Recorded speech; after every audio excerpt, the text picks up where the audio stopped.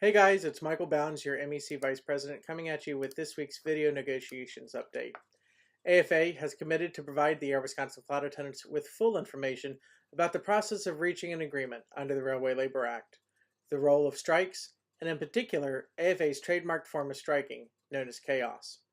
The information in this video explains AFA's powerful strike strategy in detail.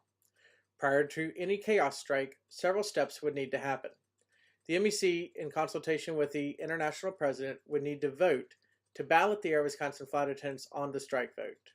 The Air Wisconsin Flight Attendants would have to approve the strike vote, and the National Mediation Board would have to release the Air Wisconsin Flight Attendants to strike following the end of a 30-day cooling-off period.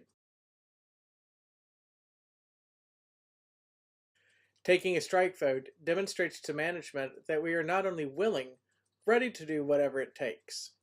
It's a promise not only to ourselves, but as well as to others, that we will make sure that management hears us and sees us standing together.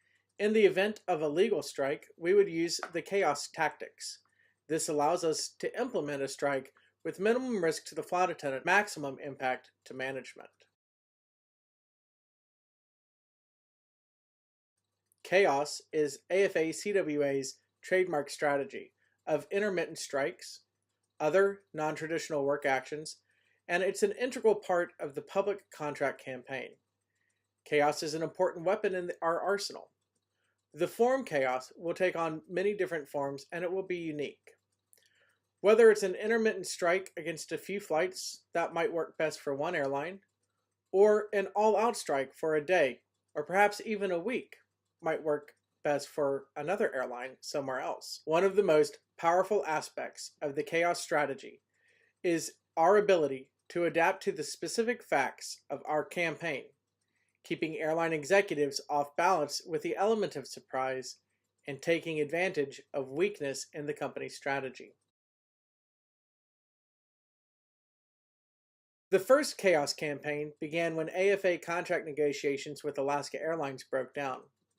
Management had positioned the company for a strike, and after the end of the 30-day cooling-off period imposed drastic cuts not only in work rules, pay, and pension, but even a non-union shop. Nearly 500 office workers from the airline's headquarters were trained to take over the flight attendants' jobs, and the company hired hundreds of additional scabs ready to go to work as permanent replacements. AFA's 1,500 Alaska flight attendants weighed the effects of a traditional all-out strike against such forceful odds. Instead, they turned to an innovative strategy of intermittent strikes and other work actions that would create havoc around our system, threatening to strike targeted flights, anything and anywhere, and without notice. The message was straightforward. If you expect to fly Alaska, expect chaos. Thanks to chaos, picketing, rallies, and onboard leafleting and nearly non-stop media coverage, passenger traffic fell dramatically before a single Alaska Airlines flight was struck. Management was forced to flight replacement flight attendants on nearly every flight for almost 2 months, anticipating random strikes by chaos strikers. This emptied headquarters and brought to a halt all normal office work, causing further disruption to the company. Hundreds of labor activists from other unions supported the flight attendants. Some wore green chaos t-shirts and leafleted passengers on board Alaska Airlines flights. Others were even arrested for civil disobedience for picketing and a sit-in outside Alaska's company headquarters. The media blitz generated by chaos has since become a hallmark to our most successful campaigns. Chaos overcomes media stereotypes about strikes with nearly endless coverage of the creativity and the element of surprise central to every chaos campaign. As a campaign at Alaska Airlines gained momentum, 24 flight attendants struck 7 flights targeted by AFA over a period of 9 months, with no advanced warning. The chaos strikers persisted, despite threats, discipline, and illegal suspensions. Faced with management threat to fire the next striker, AFA-CWA won an injunction in a federal court, including in order to reinstate, with full back pay, to those strikers who remained on suspension. The court upheld the union's legal right to implement intermittent strikes, citing protection under the Railway Labor Act. The chaos strategy had one protection under the law. 2 weeks after the court ruled, and on the eve of another wave of chaos, Alaska Airlines management capitulated and signed a new contract with AFA CWA via fax machine.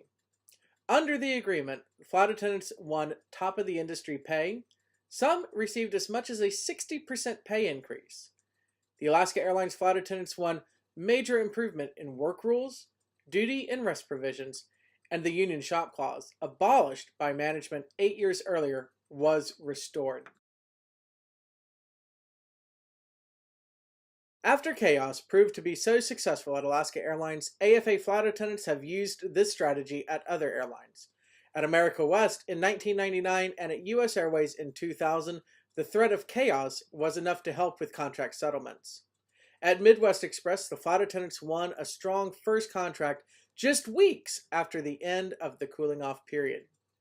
Chaos succeeded there even before a single flight was struck. Chaos provides strong reactions from airline executives. Some have taken extreme measures to counteract chaos, including unbolting seats and removing them from every aircraft, announcing they would cancel the entire schedule rather than risk chaos strikes. They double crew flights as a hedge against a walkout. Nothing they have tried has proven effective, and in the end, all have reached agreement with AFA CWA on new contracts. Chaos works because it is creative, taking advantage of our strengths and management's weaknesses to maximize our impact and minimize our risk. Chaos works because it appeals directly to the passenger's self-interest. Traditional strikes and picket lines are often resented or ignored by the public. By contrast, passengers learn quickly from media coverage of chaos that their flight might not depart and it might not get them home. That element of surprise forces them to alter their travel plans once chaos begins. Chaos also works because of our solidarity and the support we receive from our union and from our sisters and brothers throughout the labor movement. Finally, chaos works because it can be adapted to any situation. Intermittent strikes are just one form of chaos. An all-out strike might work better in some situations.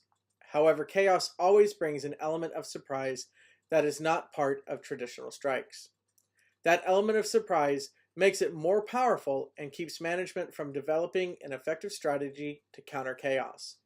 Our ultimate strategy at Air Wisconsin is limited only by our creativity and our willingness to do whatever it takes. Hey guys, I hope that you enjoyed this video update of the second part of what chaos is, the lessons from chaos, how the court has ruled chaos legal, what the message of chaos is, and a little bit of the history of chaos. I'd like to thank you for watching the video today. If you have any questions, please don't hesitate to ask a union officer